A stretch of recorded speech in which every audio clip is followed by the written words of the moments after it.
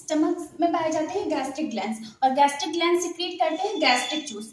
Stomach में क्या पाए जाते हैं? स्टमक में पाए जाते हैं गैस्ट्रिक ग्लैंड, और गैस्ट्रिक ग्लैंड सिक्रीट करते हैं गैस्ट्रिक जूस, और गैस्ट्रिक जूस में पाए जाते हैं पेप्सिन, HCl और म्यूकस। ठीक है, ये तीन चीजें पाई जाती है, इसे हमें याद रखना है। ठीक है बेटा, तो ये पेप्सिन जो होता है इसको क्या चाहिए होता है? ये कहता है कि पेप्सिन क्या है? एक एंजाइम है जो कि क्या कहता है, वो कहता है कि मुझे एसिडिक मीडियम दोगे तभी मैं काम करूंगा। तो जैसे होते हैं ना, हमारे घर में छोटे बच्चे होते हैं तो वो खाना नहीं खाते, बोलते हैं कि पहले मोबाइल दोगे, फोन दोगे तभी मैं खाना खाऊंगा। तो ऐसे ही पेप्सिन है ना, तो ये कहता है कि भाई मुझे एसिडिक मीडियम दोगे तभी मैं डाइजेशन करूंगा आगे। ठीक है, तो इससे जो होता है ये HCl जो होता है, अब स्टमक में HCl भी होता है, तो बोलता है कि तुम्हें एसिडिक मीडियम चाहिए, मैं प्रोवाइड करवा देता हूँ। HCl जो होता है वो पेप्सिन को एसिडिक मीडियम प्रोवाइड करता है। तो यही क्या करता है? प्रोटीन का डाइजेशन करता है। क्या करता है? प्रोटीन का डाइजेशन करता है। उसके बाद से जो होते हैं म्यूकस होते हैं। अब देखो बेटा कि HCl जो होता है ना वो एसिडिक होता है, और आपको तो इतना पता होगा कि एसिड जो होता है किसी चीज को जला सकता है, तो जला सकता है, किसी को डाइजेस्ट कर सकता है। तो ये होता है कि स्टमक की दीवारों को खुद ही ना जला दे। तो ये क्या कहता है कि म्यूकस कहता है कि परेशान होने की बात नहीं, मैं म्यूकस हूँ और मैं अंदर की वॉल को जो होता है प्रोटेक्ट करने का काम करूंगा, ताकि ये जो HCl है अगर वो जलाना चाहे अंदर की दीवार को तभी भी नहीं जला पाएगा। ठीक है, तो HCl का काम क्या हो गया? प्रोटेक्शन करने का। ठीक, समझ में? ठीक है, तो यहाँ पे जो होता है स्टमक में ये जो पेप्सिन होता है वो मेनली एसिडिक मीडियम में काम करता है, और ये प्रोटीन को डाइजेस्ट करने का, प्रोटीन को जो होता है ये कन्वर्ट कर देता है प्रोटियोलिसिस में। एक मिनट, प्रोटियोलिसिस।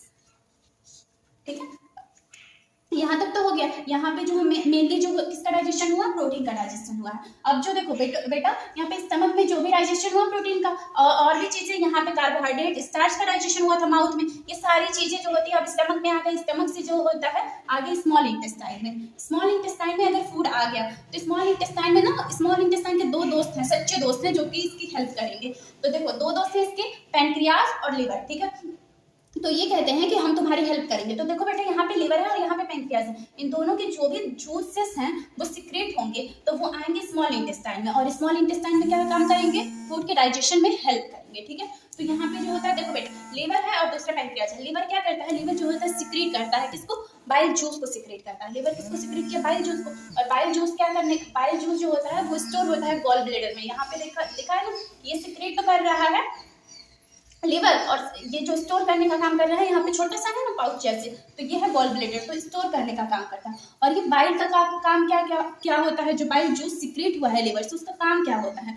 तो ये जो होता है फूड को जो होता है अल्कलाइन करने का काम करता है। फूड को क्या करेगा? अल्कलाइन करेगा, यानी कि स्मॉल इंटेस्टाइन में ही ये सारे जूस जा रहे हैं, तो स्मॉल इंटेस्टाइन में सारे जो डाइजेशन होगा वो कौन से मीडियम में होंगे? अल्कलाइन मीडियम में। और स्टमक में किस कौन से मीडियम में हो रहे थे? एसिडिक मीडियम में। ठीक है, तो यहाँ पे जो होता है फूड को अल्कलाइन करने का काम कौन किया है? वो किया है बाइल।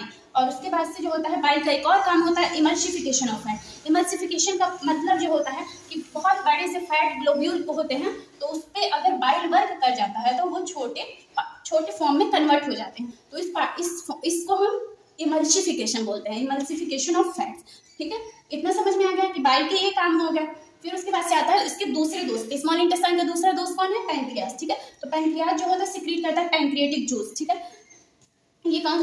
Pancreatic juice. और पैंक्रियाटिक जूस में होते हैं ट्रिप्सिन होता है, लाइपेज होता है और पैंक्रियाटिक अमाइलेज होता है। ठीक है, अब देखो बेटा ट्रिप्सिन जो होता है वो हेल्प करता है प्रोटीन के डाइजेशन में, और लाइपेज जो होता है वो break down of emulsified fat. ये जो इमल्सिफाइड फैट है उसको और आगे फॉर्म में और अब्जॉर्बेबल फॉर्म में तोड़ने के लिए जो होता है उसकी जरूरत होती है लाइपेज की। तो लाइपेज याद रखना है किसके डाइजेशन में हेल्प करता है? वो फैट के डाइजेशन में हेल्प करता है।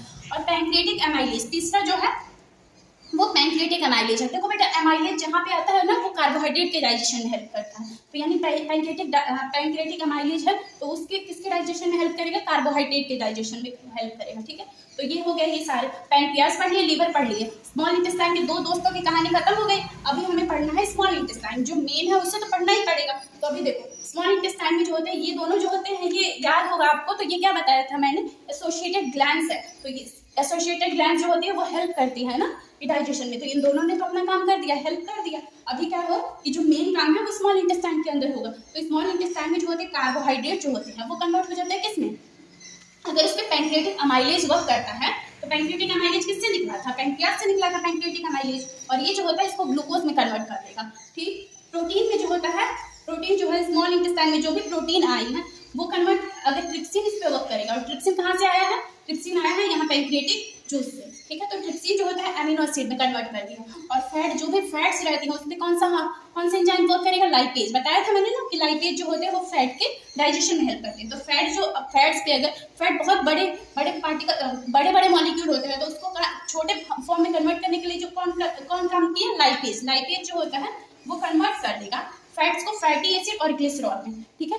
तो ये जो होते हैं कार्बोहाइड्रेट टूट गया, ग्लूकोज में प्रोटीन टूट गया, अमीनो एसिड में फैट टूट गया, फैटी एसिड और ग्लिसरॉल में।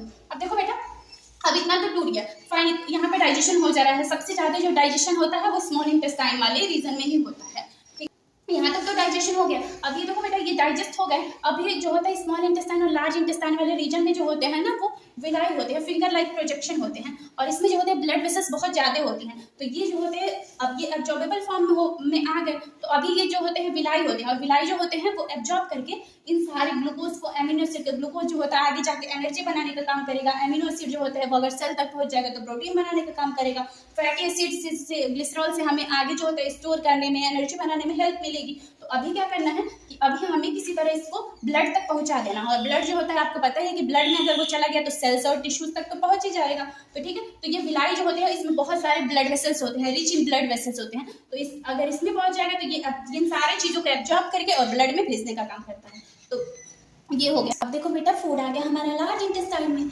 लार्ज इंटेस्टाइन यहाँ है बाहर वाला रीजन, तो लार्ज इंटेस्टाइन में अगर फूड आ जाता है तो यहाँ पे देखो डाइजेशन तो मैक्सिमम हमारे स्मॉल इंटेस्टाइन में होके रखा है, और लार्ज इंटेस्टाइन में जो भी सॉल्ट्स और वाटर वगैरह रहते हैं उनका थोड़ा बहुत जो होता है एब्जॉर्प्शन हो जाता है, और जो भी अनडाइजेस्टेड फूड है वो जो होता है कुछ देर तक लार्ज इंटेस्टाइन में ही हमारा स्टोर रहता है, और उसके बाद से एनस के थ्रू जो होता है, ये एनस जो होता है पोस्टीरियर पोर होता है, और जिसके थ्रू जो होता है हम बाहर निकाल देते हैं। तो ये पूरा डाइजेस्टिव सिस्टम जो है मैंने आपको समझाया है। आई होप आपको अच्छे से समझ में आया है, और जो भी डाउट हो आप मुझसे पूछ सकते हैं। Thank you.